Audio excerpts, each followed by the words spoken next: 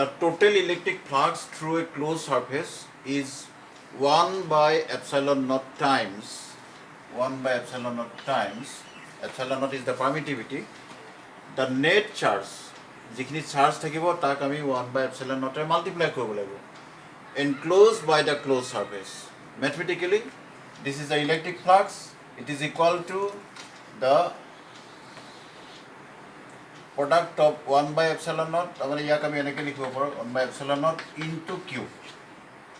Okay, this is Gauss theorem, and এটোটো আমি already পাইছোঁ.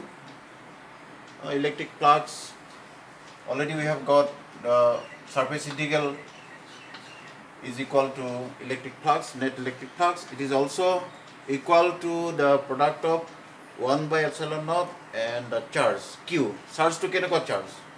Charge to এটা surface enclosed কৰি থাকিব। ধৰি লওক এটা sphere. It is a sphere. It is enclosed. The charge is enclosed. আমি proof to কৰিম। Proof of Gauss law, Gauss theorem. How we can prove it? For this, we have to consider a Gaussian surface. Gaussian surface কাক কয়? The hypothetical surface which encloses some charge inside it. আমি যদি এটা sphere ধৰি লওঁ, sphere to center আমি এটা positive charge আছে বুলি ধৰি লওঁ. So ইয়াৰ radius suppose r. Okay. Surface element ds আমি ধৰি লৈছোঁ ds. So let us prove. ds is a surface element of this sphere. Then what will happen? Electric field lines will pass normally through this surface element. The electric field E vector যদি হয় ds vector to এডাল normal ds vector হ'ব, ds vector একেটা direction হ'ব. So all the lines of force will go out radially outward. Radially outward মানে কি? এই radius বিলাকৰ লগতে ইহঁতি প্যাৰেলাল হ'ব। ৰেডিয়াছ বিলাকৰ লগত প্যাৰেলাল হোৱাৰ লগে লগে এই নৰ্মেল ডাল যিডাল নৰ্মেল আমি এৰিয়াৰ ওপৰত ড্ৰ কৰিছোঁ সেই নৰ্মেল ডালৰ লগতো লাইন্স অফ ফৰ্চবিলাক প্যাৰেলাল হ'ব। Then what will be the electric flux? In that case electric flux will be ds vector e vector dot ds vector. Okay. This is the small amount of electric flux passing through area element ds. So in that case, E ds cos theta will be 0 here. কারণ theta to 0 এখানে হবো যে parallel হবো। কোন কোন parallel? E direction আর ds direction. ds direction বুলি ক'লে আমি তাৰ normal direction দে বুজিম। গতিকে theta to 0 হবো। In this case, theta is equal to 0. So cos 0 degree is equal to 1 E ds. Okay.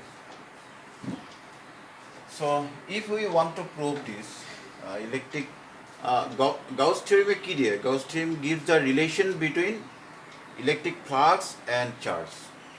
It all Gauss theorem. Gauss theorem electric flux আৰু চাৰ্জৰ মাজত এটা relation দিয়ে। ইলেক্ট্ৰিক ফিল্ডৰ লগত নিদিয়ে কিন্তু ইলেক্ট্ৰিক ফ্লাক্সৰ লগত দিয়ে। It gives the relation between electric flux and charge enclosed by some surface. So to prove this, we have got আমি এটা কি কৰিলোঁ isolated positive charge আমি চেণ্টাৰত ধৰিলোঁ। কাৰ চেণ্টাৰত? এটা স্ফিয়াৰৰ চেণ্টাৰত ধৰিলোঁ। So স্ফিয়াৰটো এটা নিশ্চয় ছাৰ্ফেচ আছে। এই ছাৰ্ফেচটোৰ ভেলু কিমান হ'ব? This surface is equal to 4 pi r square. Okay. So a গোটেই sphere এটাৰ surface area to hold 4 pi r square if r is the radius of the sphere. Then if we want to prove the Gauss theorem, then we have to consider the electric field. So electric field কি হ'ব তেতিয়াহ'লে? ইয়াত যদি a point of electric field কি হ'ব? Electric field at this point, electric field at this point মানে surface আমি element য'ত ধৰিছোঁ তাত যদি আমি test charge এটা ধৰি লওঁ তেতিয়া electric fieldখন কি হ'ব? E is equal 1 by 4 pi epsilon naught q by r square. What is q? Q is the isolated charge at the center. What is r? R is the radius of this sphere. Okay, so this is the electric field. So value of electric field আমি যদি ম্যাগনিটিউডটো লওঁ তেতিয়াহ'লে এনেকুৱা হ'ব যদি আমি direction দিওঁ তেতিয়াহ'লে ডিৰেকশ্যন দেখাব লাগিব so আমি ইয়াত কৈছোঁ যে ৰেডিয়েলি আউটৱাৰ্ড হয় ডিৰেকশ্যনটো so the magnitude of electric field is given by this expression right now if you want to find out the net flux through this whole surface গোটেই সাৰফেসৰ এটোত আমি কাৰেন্ট এৰিয়া এলিমেন্ট ধৰিছোঁ আমি we are taking only area element small amount of area so গোটেই এৰিয়াটো হ'লে আমি 4 pi r square ল'ব লাগিব তেতিয়া হ'লে নেট ফ্লাক্স কি হ'ব net flux what is the net flux phi is equal phi e suppose so আমি ইয়াক ইন্টিগ্রেশন কৰিব লাগিব ইন্টিগ্ৰেশন কাক কৰিম এইখিনি ইন্টিগ্ৰেশন কৰিব লাগিব this is equal to EDS আমি ক্লোজ সাৰফেস কৰিব লাগিব right so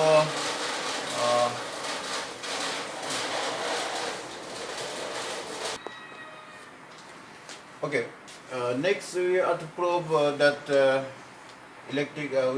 we have to find out the relation between electric flux and charge okay this is the electric field magnitude of electric field at this particular point now I'm saying that net flux to কৰিবলৈ হ'লে আমি কি কৰিব লাগিব phi e বুলি ধৰিছোঁ আগত আমি d phi ধৰিছোঁ d phi ধৰা মানে small amount of electric flux only phi this is net flux to find the net flux we have to integrate this small amount of electric flux from 0 to e then right hand side to আমি কৰিব লাগিব close integral ল'ব লাগিব আমি surface integral so ইয়াত e is a constant বুলি ধৰিছোঁ আমি ইউনিফৰ্ম ফিল্ড বুলি ধৰিছোঁ so e টোক আমি বাহিৰলৈ লৈ আনিলোঁ so ইন্টিগ্ৰেশ্যনৰ বাহিৰত আমি লৈ আনিলোঁ থাকিলে ভিতৰত ds so ds e value to whole 1 by 4 pi epsilon naught q by r square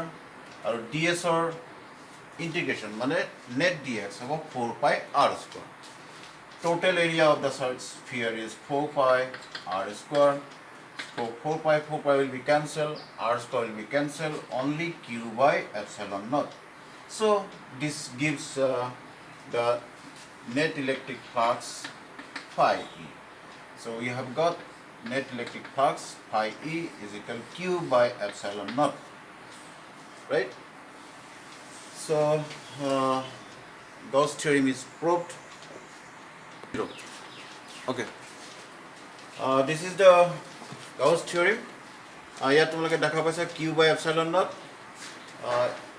so here this flux is independent of r r to যদি তুমি চেঞ্জো কৰা এটা সৰু স্ফিয়াৰ লোৱা তেতিয়া তোমাৰ এইটো ভ্যালু একে থাকিব কাৰণ ইয়াৰ পাছ যোৱা ইলেক্ট্ৰিক ফ্লাক্স বিলাক number of lines of force একে থাকিব ইয়াৰ মাজেদি যিমান যাব এখন সাৰফেসৰ মাজেদি যিমান যাব এখন সাৰফেসৰ মাজেদি সিমান যাব সো এই এক্সপ্ৰেছনটো দেখিছো যে ইয়াত r নাই সো r টো ইয়াত নাই গতিকে স্ফিয়াৰটো যদি ডাঙৰো হয় so will get the same expression so আমি সিম্পলিসিটিৰ কাৰণে এটা স্ফিয়াৰ লৈছো যাৰ ৰেডিয়াসটো r লৈছো ঠিক আছে সো নেক্সট আমি কুলম্বস ল ফ্ৰম গাউছ ল কৰিম গাউছ লটোৰ পৰা আমি আকৌ কুলম্বস লটো উলিয়াব পাৰোঁ কেনেকৈ উলিয়াব পাৰোঁ লেট আছ চেক আমি আকৌ এটা স্ফিয়াৰ লওঁ ঠিক আছে আইসোলেটেড চাৰ্জ এটা লওঁ এটা এৰিয়া এলিমেণ্ট লওঁ ds ইয়াৰ পৰা ইলেক্ট্ৰিক ফিল্ড গৈছে ই ভেক্টৰ ঠিক আছে সো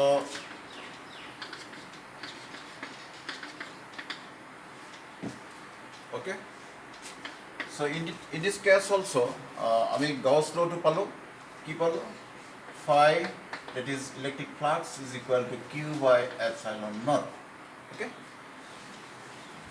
next আমি কি কৈছো ইয়াত যেটো ইলেক্ট্রিক ফ্লাক্স ই electric flux phi d phi is equal e vector dot ds vector so e vector ds vector dot product যদি ভাঙি দিও cos of theta এটো কথা মই কৈছো theta to 0 হৈ যাব কাৰণ e আৰু ds দুইটা প্যাৰালাল হ'ব একে ডাইৰেকশনত যাব গতিকে theta to ইহতৰ মাজৰ এংগলটো 0 হ'ব 0 হোৱাৰ লগে লগে cos 0 ডিগ্ৰী ইজ ইকুৱেল 1 হ'লে E ds হ'ব okay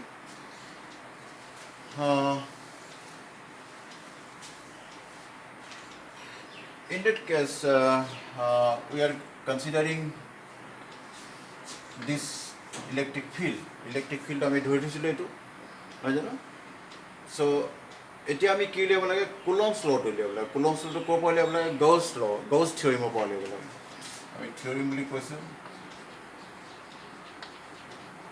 আমি অলৰেডি গauss থিয়ৰিমটো উলিয়াইছোঁ which is equal to the 1 by epsilon naught times the charge enclosed ইয়াত কিমান q charge লৈ আছে নহয় জানো so আমি অলৰেডি পালোঁ যে d phi e is equal to e ds so net electric flux to যেতিয়া আমি উলিয়ালোঁ এইটো পালোঁ নহয় জানো so d phi e মানে net electric flux net flux to আমি কেনেকৈ উলিয়াইছোঁ net flux phi e is equal e ds অৰ্থাৎ আমি কি লৈছিলোঁ 4 pi epsilon naught 4 pi r square এটা যদি r হয় ds অৰ্থাৎ আমি কি লৈছিলোঁ 4 pi r square e to e ভাগে আছে so again phi e ঠাইত আমি কি পালোঁ q by epsilon naught উল্টাকে এইটো আমি উলিয়াইছিলোঁ আগতে কিন্তু এতিয়া আমি phi ইলেক্ট্ৰিক ফ্লাক্সৰ ঠাইত আমি q by epsilon naught বহাই দিব পাৰোঁ যেহেতু আমি কৈছোঁ আমি কি কৈছোঁ আমি যে গাউছ থিয়ৰিমৰ পৰা কুলম্বছ ল'টো উলিয়াম গতিকে গাউছ থিয়ৰিমৰ পৰা হেল্প ল'ব লাগিব phi e ঠাইত আমি এইটো বহালোঁ বহাই e is equal 4 pi e into 4 pi r square so e is equal to 1 e is equal ইয়াৰ পৰা 1 by 4 pi epsilon naught q by r square okay this is the electric field ইয়াত যদি আমি এটা charge লওঁ q naught is the test charge ধৰি লওঁ আমি এই এলিমেণ্টাৰী এৰিয়াটোত আমি q naught চাৰ্জ লৈছোঁ তেতিয়াহ'লে ইয়াৰ ওপৰত ফ'ৰ্চ কি হ'ব force on this test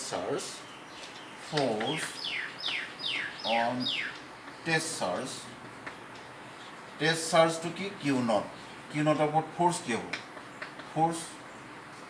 force is equal electric field into charge এই চাৰ্জটোৱে কিমান বল অনুভৱ কৰিব এই চাৰ্জটোৱে বল অনুভৱ কৰিব ই q naught কাৰণ আমি জানো যে electric field is equal force per unit charge electric ফিল্ডৰ ডেফিনেশ্যনটো হ'ল force per unit charge so' cross multiplication কৰিলে force is equal electric field into charge right so' ই ঠাইত যদি আমি এই ভেলুটো বহাই দিওঁ